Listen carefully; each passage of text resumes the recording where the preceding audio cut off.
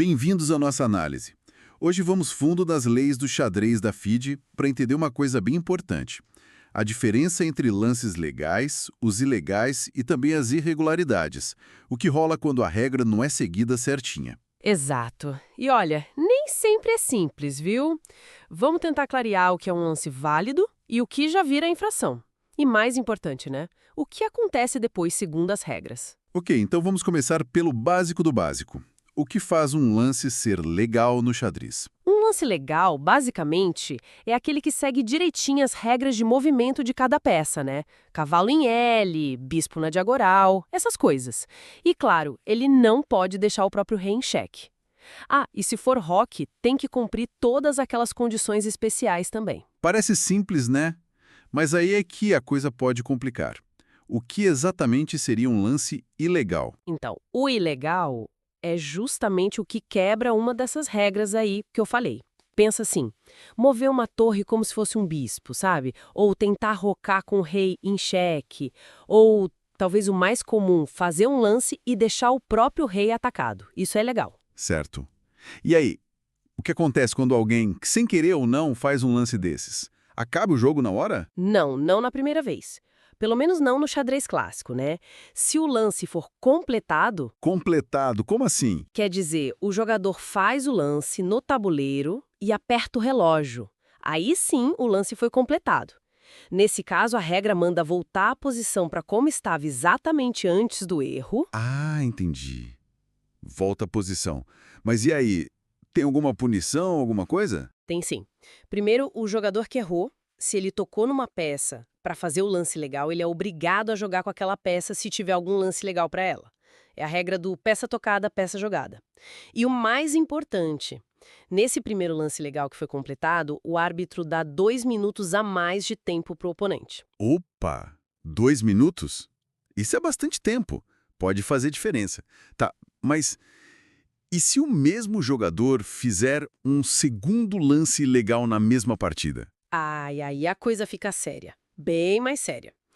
Um segundo lance legal completado pelo mesmo jogador, bom, aí é perda da partida. Na hora. Acabou. Perda direta?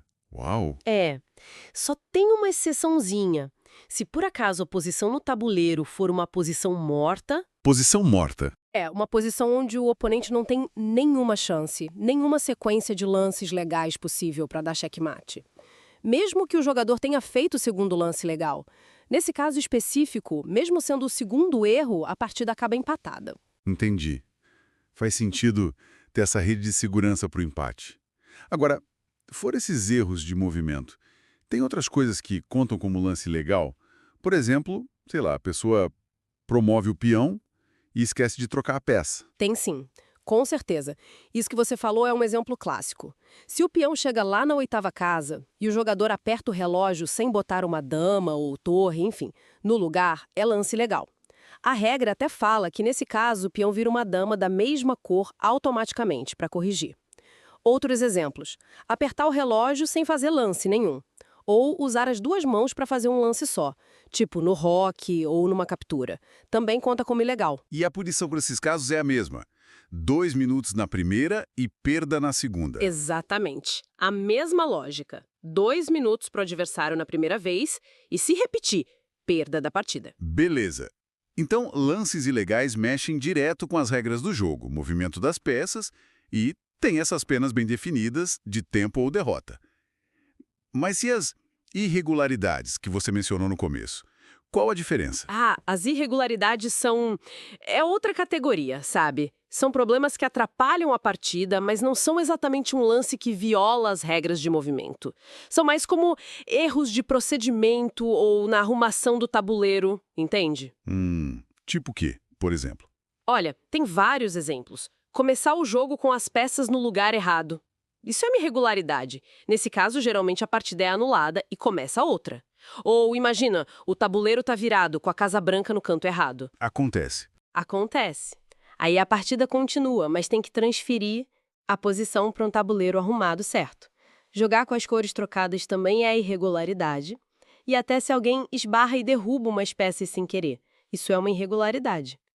O jogador arruma no próprio tempo, mas o árbitro pode até dar uma penalidade, dependendo da situação. Entendi. Então, para essas irregularidades, a solução é mais ajeitar as coisas, corrigir o tabuleiro, voltar para uma posição se for o caso, recomeçar.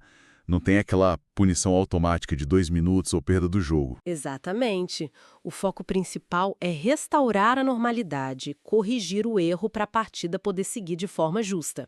O árbitro aqui tem um papel bem importante. Ele usa o julgamento dele. Ele pode dar uma advertência, pode ajustar o tempo, ou em casos graves, ou se a pessoa fica repetindo o erro, ele pode até dar a partida como perdida.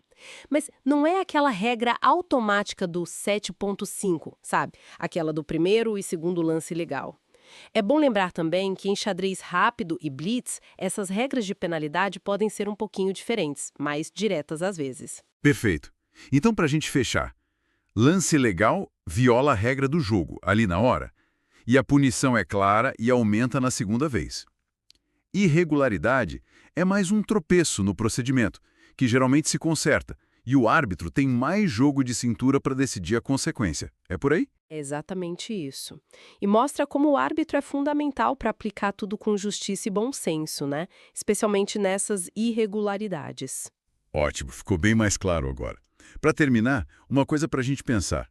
Com essas regras todas, como será que afeta o jogador psicologicamente fazer um lance legal ou ver o oponente fazer um? Mesmo depois que tudo foi corrigido e a penalidade aplicada. Como isso mexe com o resto do jogo? Fica aí a reflexão.